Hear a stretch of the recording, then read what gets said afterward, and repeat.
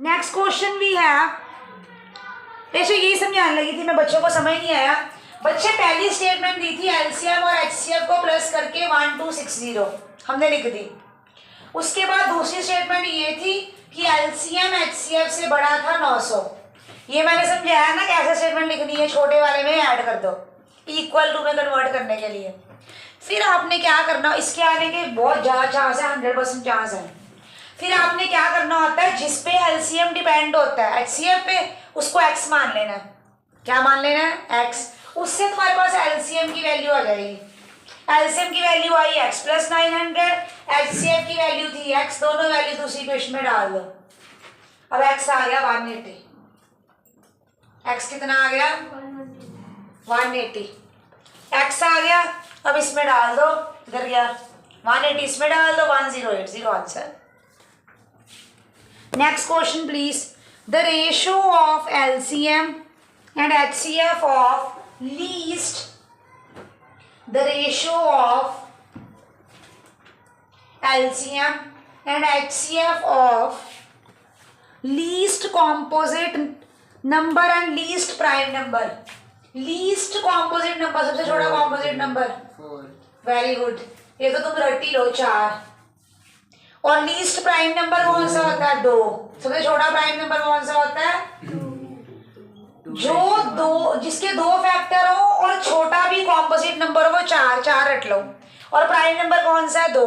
अब पूछा क्या इनका एलसीएम, पहले एलसीएम और एचसीएफ की रेशो। एलसीएम क्या आएगा दोनों का, जल्दी बोलो। Number with the big power, number with the, तो बोलो दोनों का एलसीएम क्या होगा? 2 का स्क्वायर। एचसीएफ क्या होगा? कॉमन नंबर विद द छोटी power, common number with the, ये आ गया 4/2। क्या रेशियो आई? 2:1। कर लो नोट। मैं ना एक चीज देख रही हूँ, यहाँ पे कुछ लड़कियां फिजिकली प्रेजेंट है और मेंटली एब्सेंट है। वो ना बैठी हुई है पर समझ नहीं रही है। मैं ना थप्पड़ लाने हीट हो चुका, मैं फिर भी करवा रही हूँ। नैन दो इसको 29 मत करो, ये भी सिलेबस में नहीं है। अगला 30th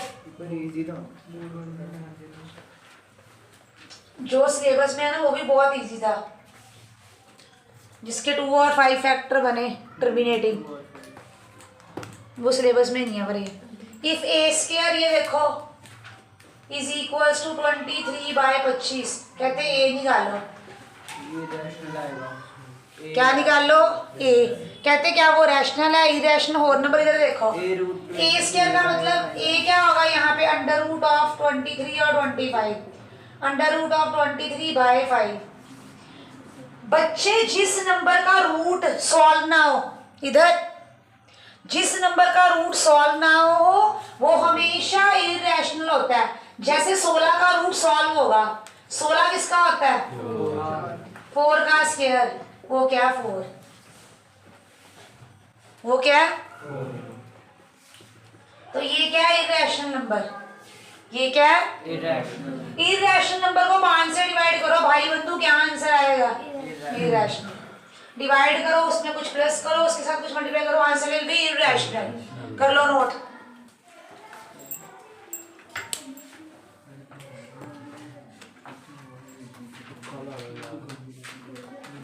हरूर आपकी फिर आवाज आ रही है, मेरे से पूछो, आपस में पूछने की जरूरत नहीं है। जो बात करनी मेरे से करो, बार बार नहीं, मैं यहाँ बोलने के लिए बैठी हूँ, एक बार समझा दिया। नेक्स्ट क्वेश्चन देखो सारे।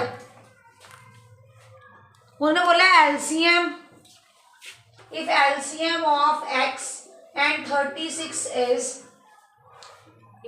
ओ sorry 18 is 36, HCF of x and 18 is 2. Find x। कितना बच्चों वाला क्वेश्चन। आपने अभी फॉर्मूला लिखा, मैंने कल करवाना, सुन लो। एक फॉर्मूला होता है LCM into HCF is equals to product of 2 numbers. ये फॉर्मूला होता है। अरे जेड़े बेचारे फोन कर रहे मेरे को चैट। अब एलसीएम कितना? 36। एचसीएफ कितना? नंबर क्या है ये दोनों? x into 18। जो दो नंबर है वो ये होते हैं जो ब्रैकेट में लिखे होते हैं। प्रोडक्ट क्या होगा उनका, x इंटू 18। यहाँ से x निकाल लो, x कितना आ गया 4।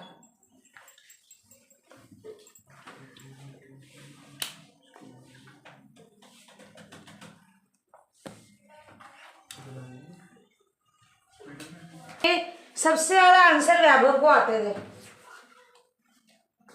सबसे ज्यादा आंसर वैभव ने नहीं है मेरे अकॉर्डिंग, जो मैंने अभी तक देखा है। आपको सारे आते थे? एक नहीं आता था। आपको? एक नहीं आता। आपको? 2।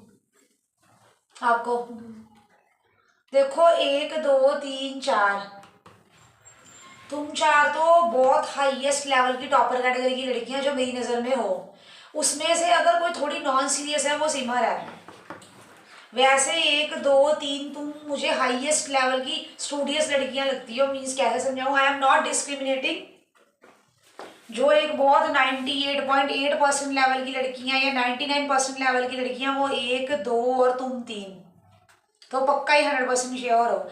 अगर ये थोड़ा सा पढ़ लेगी तो शायद आ जाएगी, अगर ये नॉन सीरियस रही तो इसका काम खराब होगा। और क्या नाम इसका, सिमर का। पर अदरवाइज जो मैं तुम्हारा हार्डवर्क तीनों का देखती हूँ तो वो तो बहुत एक्स्ट्रा ऑर्डनरी है। लेकिन देखो उसने अपना पेस्ट किया ना, आपने नहीं किया, कर सकते थे। उसमें क्या था, प्रिंट आउट निकाल के यहाँ स्टैपल कर लो।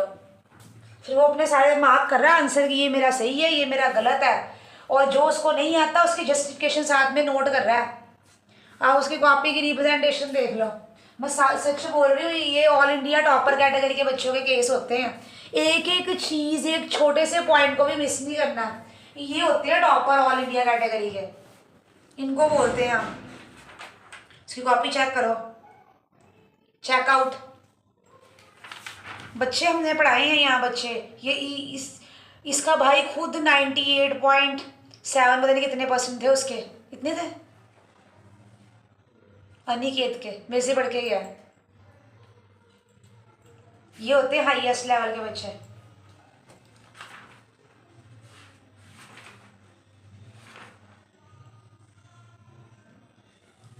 देखो उसने हिंदी में भी जो लिखा कितना अच्छा लिखा है, वेरी नाइस। देखो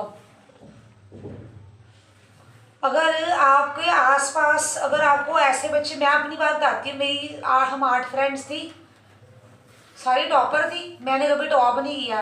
एंड आई वॉज ब्लेस्ड, मैं उनसे जेलस नहीं करती थी। अगर हमारे आसपास हमें कोई सुपीरियर बच्चा मिलता है, मैंने 9th में भी एक बात बोली थी, गधों से कुछ सीखने को नहीं मिलता। अपने आसपास सराउंड करो अच्छे बच्चे जो तुम्हें रात को सोने ना दे। किसी अच्छे के पास बैठोगे ना, रियलाइजेशन करोगे यार मैं कितना बेकार है। हाँ डफर ਨੂੰ कोई फर्क नहीं पैंदा है, उनके सामने भावें तुसी जिन्ने मर्जी टॉपर लेवल का बच्चा लगे जो है ही डफर, उन्हें तो बस अपनी गल्ला गुल्ला मार के चले जाना बस। उसकी लाइफ होती ही छोटी है, बड़े ख्वाब ही नहीं होते उनके। बड़े ख्वाब वाले लोग बड़ी मेहनत करते हैं, बड़े ख्वाब वाले लोगों की बातें ही अलग होती हैं। तुम चेक कर लो, तुम्हारे सामने ही है कॉपी, देख लो। इतनी अच्छी तो लड़कियों ने नहीं बनाई होगी मेरे हिसाब से। ये उसकी ट्यूशन की कॉपी है, फेयर कॉपी भी नहीं है। ये नहीं कि किसी स्कूल में उसने कॉपी चेक करवानी है, उसकी ट्यूशन की कॉपी है। मैंने पिछले साल में ना, जो मेरे पास बहुत हाईएस्ट लेवल के बड़े अच्छे, मैं तुम्हें कॉपीज निकाल के दिखाऊंगी, उनकी हैंड राइटिंग चेक करना। स्वामी संदास की लड़कियां थी 2 3, मैं बता नहीं सकती, वर्ड्स ही नहीं मेरे पास। मोती भरोए होंगे सी कॉपियां मैंने संभाल के रखी हुई अपने पास। इट वॉज इन ईयर 2017 मेरे पास पढ़ के गई थी। एंड दे स्कोर्ड 100 on 100 लड़कियों के, 100 थे उनके।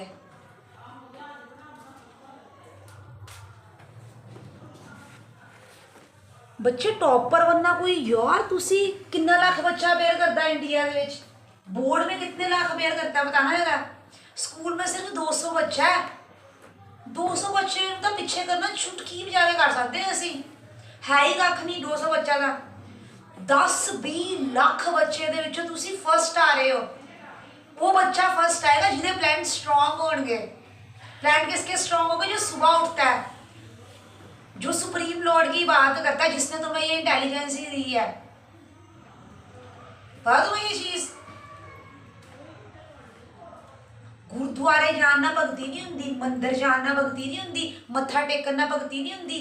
अंदर वाली इंटरनल एनर्जी को बाहर कड्डो। जिनके अंदर वो एनर्जियां आती वो पढ़ाई को 10 मिनट में कर लेते हैं।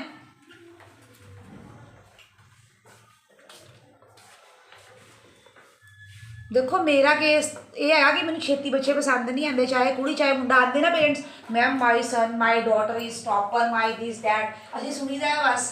जो साढ़े को बैठता ना बच्चा, असं चेक करीदा है कि सानू कितना टॉपर चाहिए है।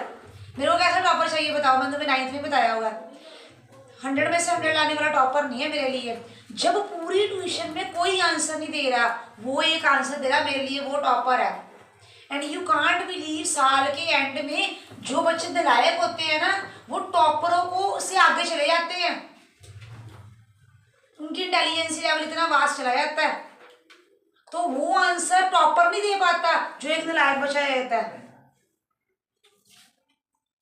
तुम जिन ट्यूशन टीचरों से पढ़ के आए हो, तुम बचपन से जैसा पढ़ रहे हो, तुम उसी सिस्टम में बैठे हो सारे बच्चे।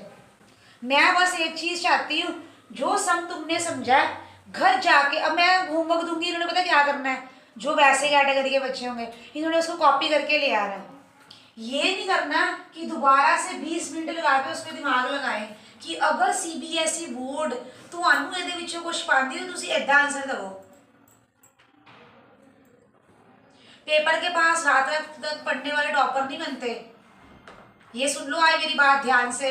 अगर तुम्हें लगता है कि पेपर के पास पढ़ने से कोई टॉपर बनता है, तो मेरे यहाँ नहीं कभी हुआ।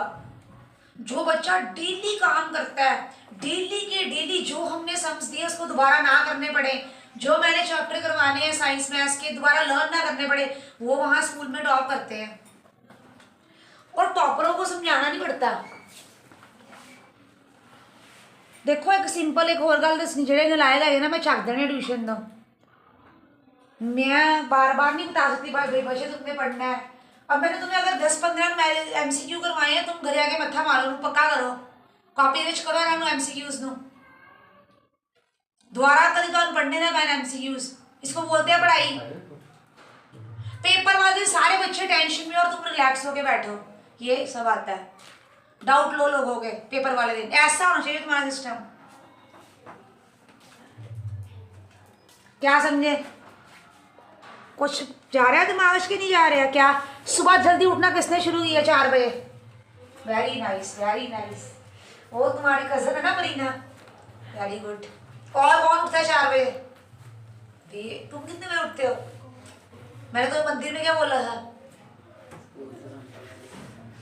बच्चे जिसका सन स्ट्रॉन्ग है ना, चेक करवा ली IAS ऑफिसर का, सन स्ट्रॉन्ग होएगा। दादो ने IAS का टेस्ट क्रैक किया है। 5 बजे कौन उठता है? तुसी धरती ते आए हैं नहीं आए? 6 बजे सारे उठते होंगे। अब आज 6 बजे वाले हाय हाय। जो सिखिज्म में सुनो, सिखिज्म में एक रूल है, आई एम नॉट सिख, हम ब्राह्मीण हैं, ठीक है, हम शर्माज हैं। सिखी में गुरुद्वारे आती थी शाम को, सुबह मंदिर, मेरी फ्रेंड सारी सिख थी। सिखिज्म में एक रूल है, सुन लो क्या, वो ना एस्ट्रोलॉजी में बिलीव नहीं करते। क्यों नहीं करते ये कोई क्वेश्चन नहीं करता। वो ब्रह्म मुहूर्त होता है, ये हिंदुज्म में भी है ये चीज़, सुन लो। हिंदुज्म सिखिज्म किसी भी जगह चले जाओ, एक होता है ब्रह्म मुहूर्त जो 3:15 बजे के आसपास होता है। उस टाइम जो एनर्जीज होती है ना, इतनी ट्रिमेंडियस एनर्जीज होती है, इतनी पावरफुल एनर्जीज होती है यूनिवर्स की, कि तुम धरती को ऐसे पलट सकते हो, तुम लोगों को अपनी मुट्ठी में कर सकते हो, अगर तुम उस ब्रह्म मुहूर्त में पाठ करते हो। करने के बाद किसी का बुरा नहीं करना। 3:15 बजे के आसपास जो बंदा 3:15 बजे के आसपास पाठ करता है ना, उसका कोई प्लैनेट वीक नहीं होता है। That's why Sikh people don't believe in astrology. दूसरी चीज, सिखिज्म में एक और रूल है, दसवंत निकालना। जो बंदा दसवंत निकालता उसका जिंदगी में कभी डाउनफॉल नहीं होता। There are two rules. लोगों को ज्ञान नहीं है। मेरी बात सुनो, अब जो उठते ही नहीं 3:15 बजे, प्लैनेट वीक होंगे, फिर भागना पड़ेगा एस्ट्रोलॉजी की तरफ। भाई प्लैनेट नहीं स्ट्रॉन्ग है, तुम डूबोगे डूबोगे। This is a true fact. फिर लोगों को एस्ट्रोलॉजी, और I have seen many Sikh, मेरे खुद स्टूडेंट सिख बच्चे टेम्पल में एस्ट्रोलॉजी बेसिस के ऊपर जो उनको बताया था वो करने आते थे, शिवलिंग पे या कहीं कहीं। और फिर मेरे जो बहुत क्लोज वन बच्चे थे जो बहुत भक्ति की तरफ थे, एक दो थे लड़के, सिख लड़के, तो मेरे से बात शेयर की उन्होंने, दीदी कि वैसे सिखिज्म में तो अलाउड नहीं था। मैंने उनको समझाया 3:15 बैठ के सवेरे पाठ करो, कोई प्लान तुम्हारा कुछ नहीं उखाड़ सकता। अरे पर अगर तुम नॉन वेज खा रहे हो ना, फिर तो भक्ति भी नहीं लगती। फर्स्ट रूल है नॉन वेज को छोड़ दो। जो नॉन वेज खाता है एक समय पे आके उसका डाउनफॉल होना ही होना है। लिख दूं कि this is a true 100% true fact. कितने बच्चे नॉन वेज नहीं खाते हैं, हाथ खड़ा करो। ना खाने वाले नहीं, अब नहीं खाते हैं, छोड़ दिया, नहीं खाते हैं। वेरी